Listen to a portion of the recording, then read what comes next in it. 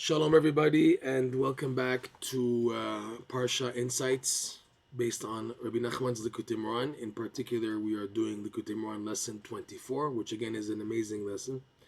The Parsha of the week Vayikra starts off with Korban Nedavot. You know, the people who give an offering out of a nediva, as a gift. So the Parsha starts off with people, I guess, who have enough money and they offer or cattle or sheep, okay? But then the Parsha digresses to people who are poor, and it's called a Korban Mincha. Korban Mincha, there's no literal translation of Mincha. Mincha is like a gift, or it's more translated as a meal offering. And the Parsha goes into 5 types of meal offering, and Rashi goes into this, like who offers the meal offering, who offers flour and oil. Someone who's poor, he can't afford the animals, he can't afford the birds, so he gives a meal offering which is considered cheaper than anything else. And Hashem, the Rashi brings down that Hashem really delights in the sacrifice, in the offering of the poor person, as if he offered his soul. Okay, so there's a few questions. First of all, the Torah lists 5 types of meal offerings. The first one is called solet.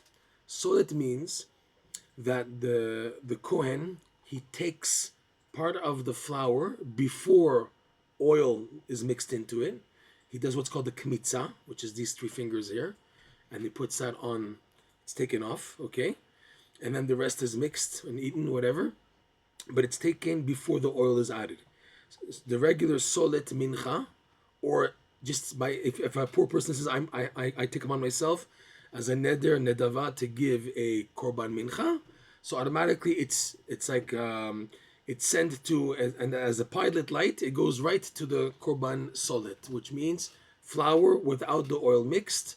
That's the first one. It's the only of the 5 meal offerings that's offered without the oil mixed in yet.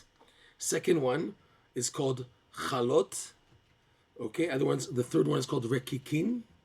The fourth one is machvat, and number 5 is the marcheshet. We'll explain. Solet, we just explained what it is. Chalot is where he mixes in. They mix in the oil with the flour together, and they bake it like that, matzot, like pancakes, but it's mixed in. Okay. Rekikim is where they bake the flour with an amount of oil, I guess, and then they paste it with oil, a lot of oil on it. They keep on pasting, adding oil on top of it. That's called rekikim. So it's like splattered and smothered with oil on top. Machvat is where it's fried in a pan with the oil. You have the flour and then you have the oil underneath it. But machvat is a pan that's not so deep. It's not deep panned. So the oil is underneath it and it lifts up the actual pancake. It's called tzaf. It rises upwards. The 5th one is called marcheshet. Marcheshet is where the pan is deep. Because it's deep, there's a lot of oil, and it takes time for it to cook the actual pancake. I'm sorry I'm using that term, but that's the best term that we can understand as to what was happening. Because there's a lot of oil, so the pancake looks like it's moving. Rochesh, it's like moving and crawling.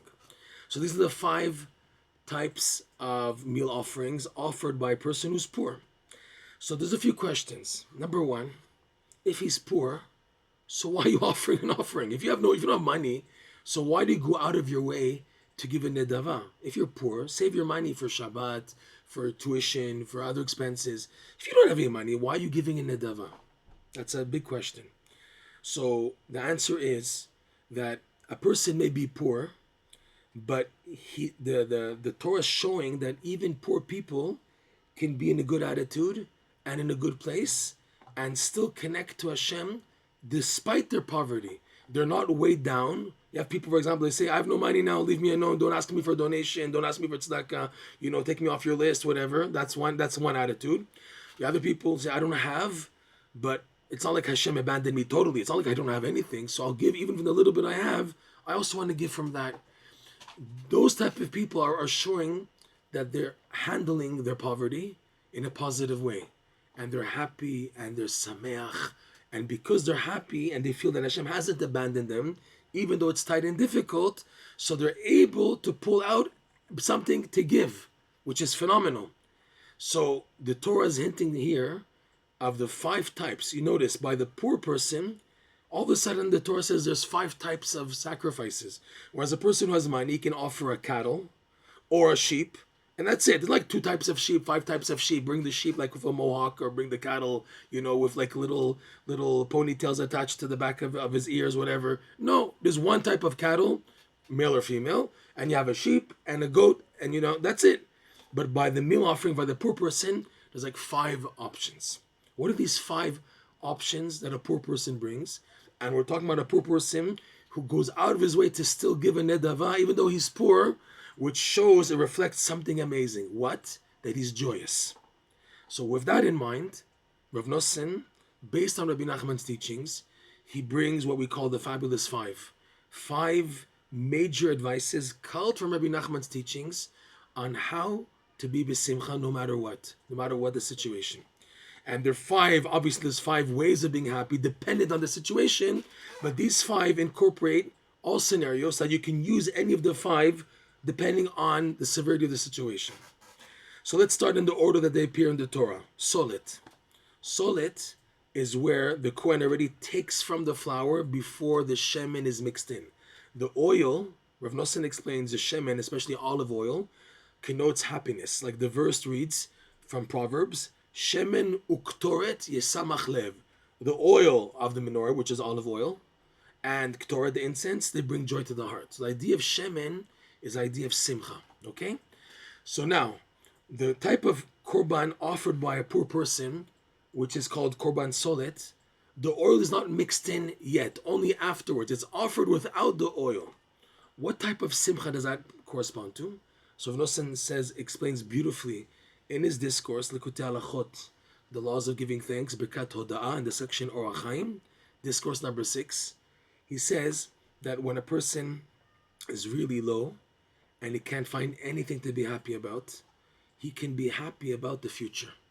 Once Rav Nosson told a follower who was so sad and down and depressed and he had no idea how to be happy, so Rav Nosson told him, borrow the simcha from the future. Which is what? In the future, we believe as Jews that everything in the end is going to work out. There's going to be Mashiach, there's going to be a resurrection of the dead, there's going to be the 3rd temple, there's going to be the restoration of the kingship of Hashem, of the King Mashiach, and we all will come back to the Holy Land. So there's going to be major joy, and all the evil, wicked people who did us all these problems, if it's Nasrallah, whoever, all these people were enemies of the Jewish people today, and in the past, the Hitlers, the Nebuchadnezzars, the Hamans, the pogroms, the Khmelnytskys, they all pay the price. All the wicked people who did bad to the Jewish people, and also from within the Jewish people, they're going to pay. They're going to pay. The bad is going to be paid, and the good is going to be rewarded. So if that's the case, we have nothing to be sad about. If you know that in the end, everything's going to work out, so why are you platzing? Why are you so broken? Why are you so down? This, Rav Nosson says, is borrowing simcha from the future, connecting to the future joy and shining it into the present.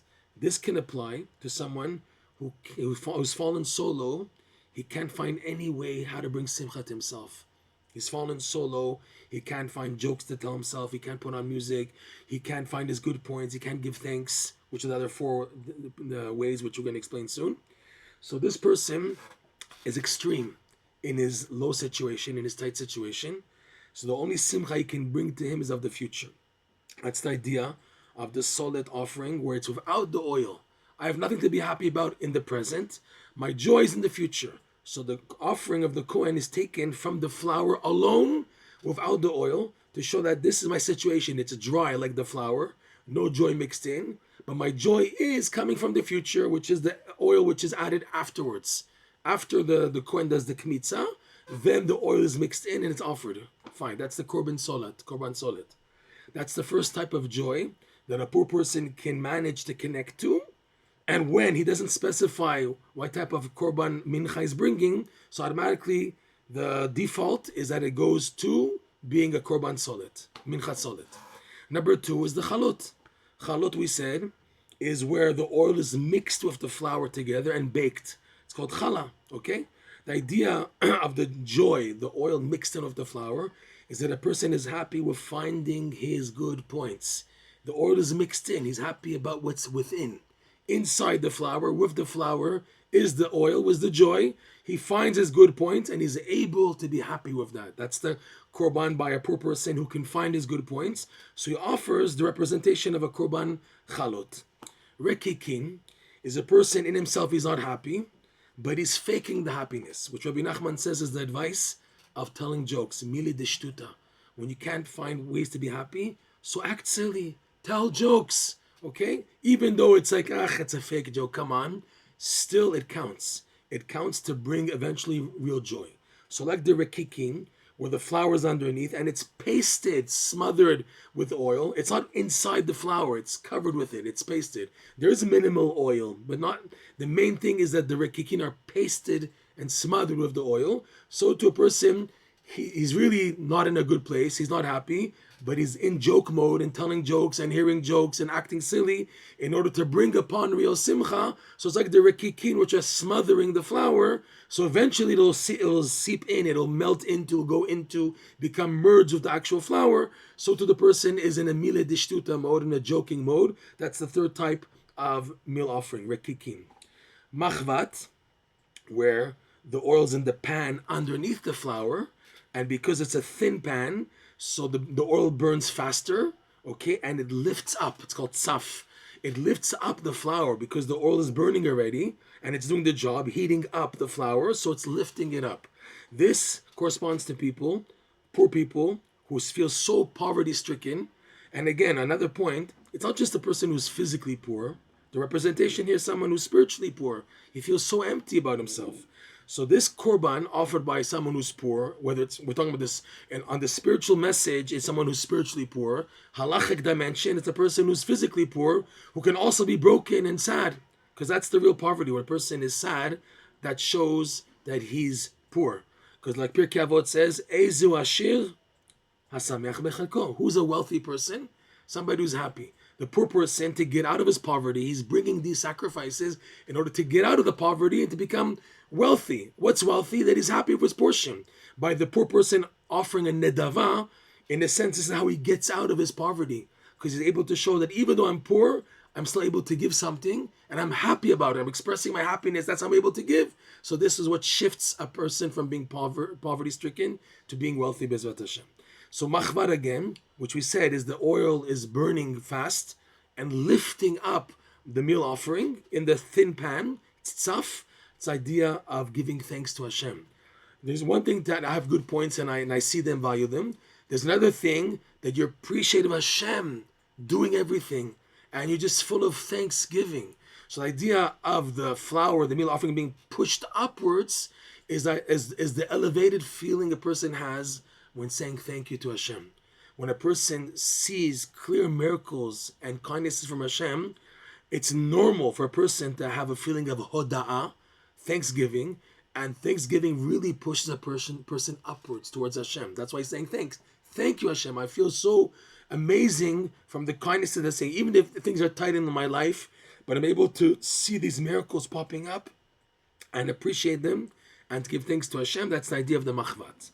Finally, nice one, number 5, marcheshet. Marcheshet is where it's a deep pan and there's a lot of oil, so it's not burning fast and it's taking time. So even if now the flour meal offering is still being cooked, but it's moving because there's so much oil, they can cause movement. That's the idea that Rebbe Nachman brings of dancing. Dancing, hand clapping, music. Get yourself in the beat to move.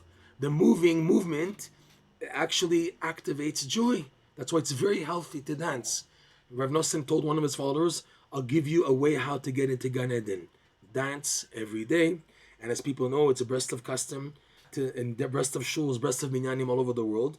They dance daily after Shacharit and after Mariv. That's the insignia of a Breslov minyan, is the dancing that takes place daily, obviously except for Tisha B'Av and Yom Kippur. But every day there's a dancing after the davening in the morning and in the evening. So that's marcheshet. So the poor person has 5 expressions of his joy, which are expressed in the 5 different type of meal offerings, which are unique to the poor person, to show this is his way out. This is his way out through simcha, and the different modes, the 5 modes, the fabulous 5 modes of simcha that cause him to give a nedava, to be giving, to be in a giving mode even if he doesn't have, which is an amazing feat, showing that the poor person is on his way out of his poverty, proof being he's able to give and be happy. We should be zoche to have this happiness shine in our life, activate the 5 of simcha, and learn the message from the poor person. Shabbat Shalom.